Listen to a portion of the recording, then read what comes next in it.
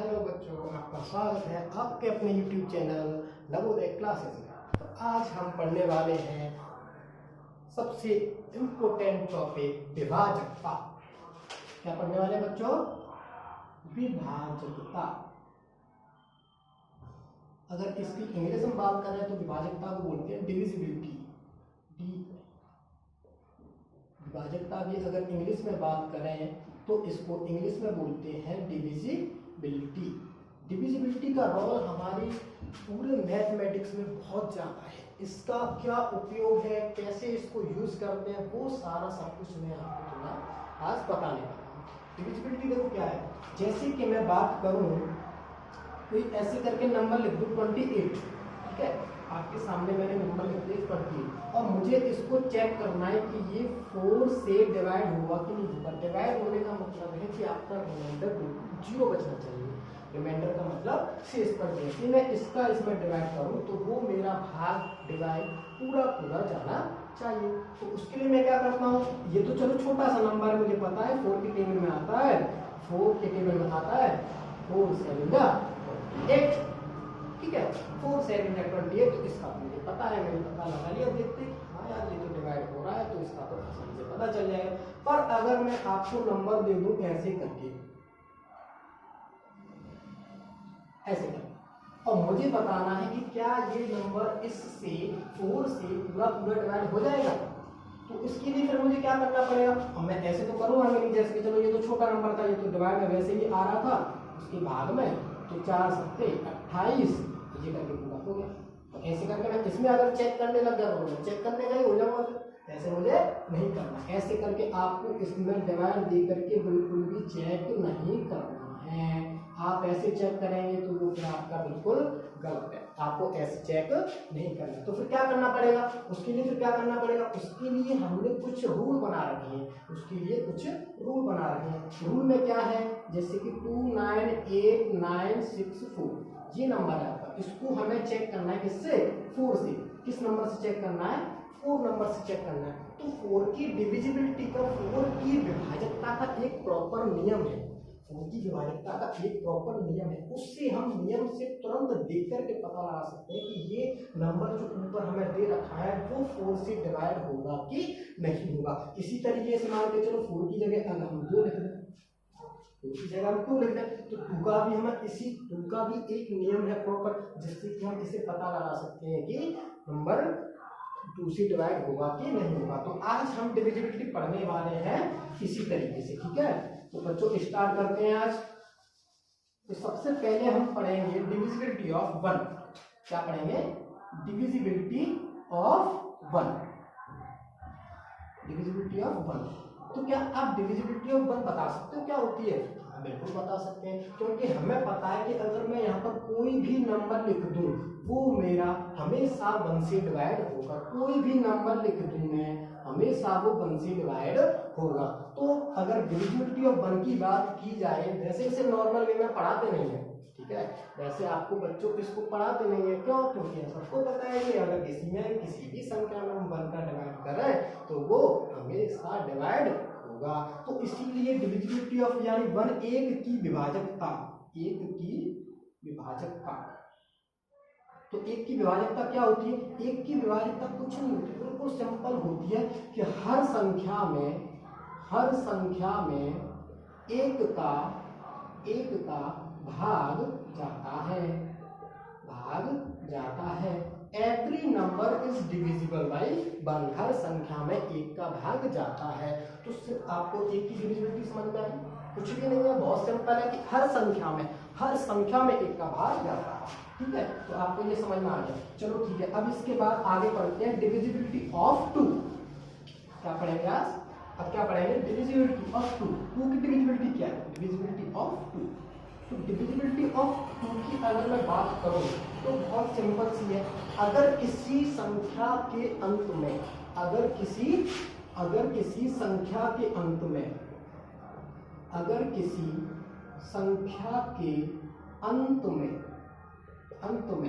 क्या आ जाए, या तो 0 आ जाए, या 2 आ जाए, या 4 आ जाए, या 6 आ जाए, या 8 आ जाए।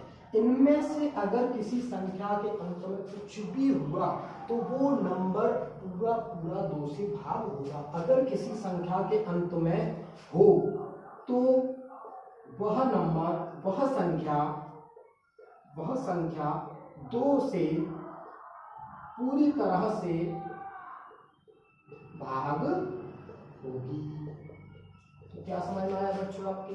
अगर हमें चेक करना है कि कोई भी नंबर 2 से भाग होगा कि नहीं होगा तो उसके लिए हमें क्या करना है? कुछ नहीं करना है। जैसे कोई भी संख्या लिखी हो 3986406 जैसे मानकर लिख दिया मैंने, तो मुझे बस कुछ नहीं करना है, मुझे चेक करना है कि इसमें 2 का भाग चला जाएगा कि नहीं चला जाएगा। तो कुछ लास्ट में देख लो बस क्या है, 0 चला जाएगा। एक और एग्जाम्पल लेते हैं, जैसे 264 से चेक करना है चला जाएगा नहीं चला जाएगा। तो क्या है लास्ट में? 4 है, 4 है, 4 है, तो फिर इसका मतलब क्या है? ये नंबर हमारा 2 से डिवाइड होगा।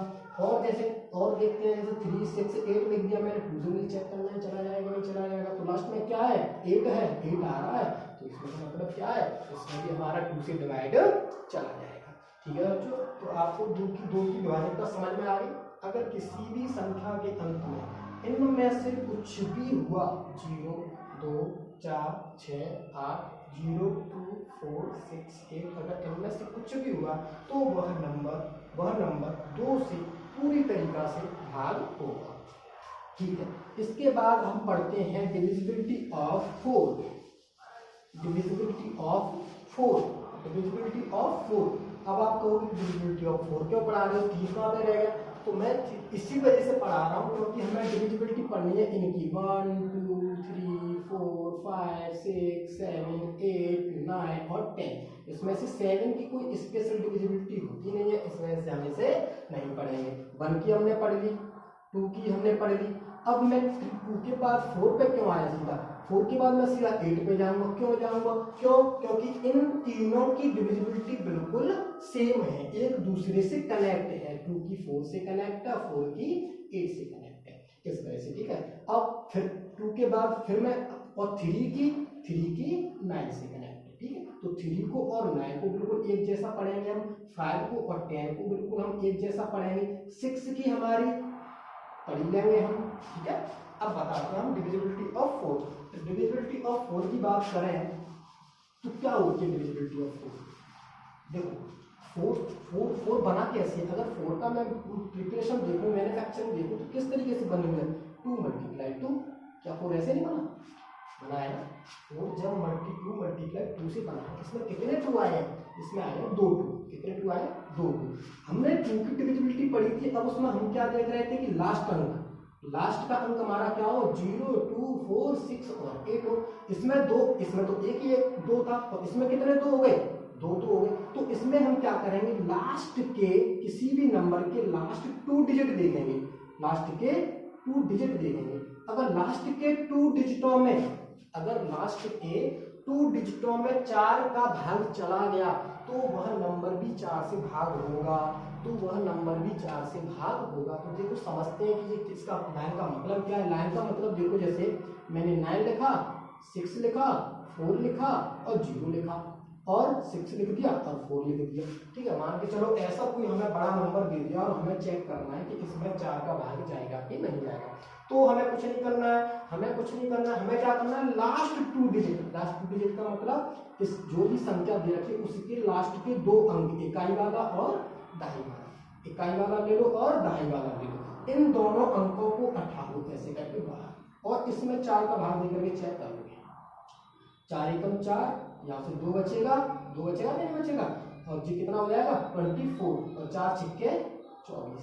ठीक है, तो इसमें चला गया भाग, लास्ट के 2 डिजिटों में 4 का भाग चला गया, तो इसका मतलब हमारी इस पूरी संख्या में भी 4 का भाग चला जाएगा। ठीक है, क्या समझ में आया आपको? एक और एग्जांपल के साथ समझते हैं। जैसे कि मैंने लिखा 9 8 8 4, ऐसे करके लिखा, मुझे चेक करना है कि इसमें 4 का भाग चला जाएगा कि नहीं चला जाएगा। तो फिर क्या करेंगे? हम लास्ट के 2 अंक उठाते हैं, 84 और 4, कितना बार चला गया? 2 और 1, यानी इसमें चला गया, तो इसका मतलब इस पूरी संख्या में हमारा 4 का भाग चला जाएगा। तो आपको 4 की डिविजिबिलिटी समझ में आई, बहुत सिंपल है। अच्छा, एक और होती है इसमें देखो, एक और होती है, लास्ट के या तो 2 डिजिटों में डिवाइड चला जाए। ये तो लास्ट के 2 डिजिट लास्ट 2 डिजिट, लास्ट के 2 अंक, अंतिम 2 अंक, अंतिम 2 अंक। और एक दूसरी इसकी ये भी होती है कि अगर अंतिम अंत में मिनिमम 2 जीरो, कम से कम अगर अंत में 2 जीरो है तब भी वह संख्या 4 से भाग होगी। जैसे कि मैंने लिख दिया 800, इसमें देखो लास्ट में 2 जीरो आई, तो इसका मतलब ये संख्या हमारी 4 से भाग होगी। जैसे मैंने लिख दिया 1900, 1900, इसमें लास्ट में 2 जीरो है, तो इसका मतलब ये भी संख्या हमारी 4 से भाग होगी। ठीक है, तो 4 की डिविजिबिलिटी बिल्कुल सिंपल है, कुछ नहीं करना है। 2 की डिविजिबिलिटी थी तो इसमें 2 आ गए, तो हमने लास्ट के 2 अंक देख लिए। लास्ट के 2 अंक का मतलब लास्ट के 2 अंक उठाए, उसमें 4 का भाग देकर के चेक किया, अगर 4 का भाग चला गया तो पूरी संख्या में भी हमारा 4 का भाग चला जाएगा। या फिर इसके बाद एक और होती है, अगर लास्ट में 2 जीरो मिल गए हमें, तब भी हम बोल देंगे कि इस संख्या में हमारा 4 का भाग चला जाएगा। ठीक है बच्चों, तो 4 की बिल्कुल सिंपल सी थी, समझ में आ गई होगी, कोई भी प्रॉब्लम वाली बात नहीं है। चलो ठीक है, इसके बाद हम देखते हैं इससे ही रिलेटेड बिल्कुल 8 की विभाजकता। क्या देखेंगे बच्चों? 8 की विभाजकता।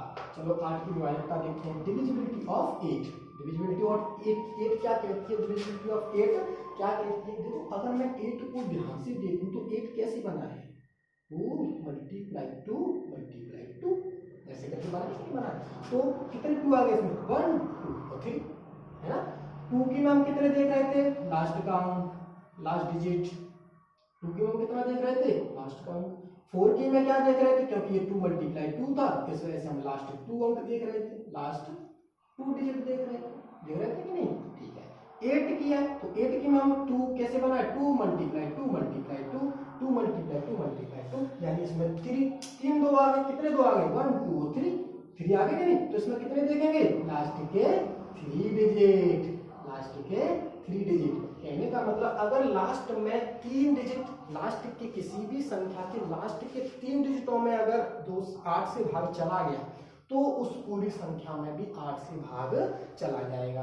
ठीक है, जैसे कि मैं एग्जांपल लूं 9 8 3 2 और 8, ऐसे करूँ मैंने एग्जांपल लीजिए, और मुझे इसमें चेक करना है कि 8 का भाग चला जाएगा कि नहीं चला जाएगा। तो कुछ नहीं करना है, लास्ट का डालो 32 और 8 का भाग चेक कर लो, 8 4 32 8 पूरा चला गया। इसका मतलब इस संख्या में भी 8 का भाग चला जाएगा। ठीक है, जैसे कि एक और मैं एग्जांपल लूं, एक और एग्जांपल ले लेता हूं।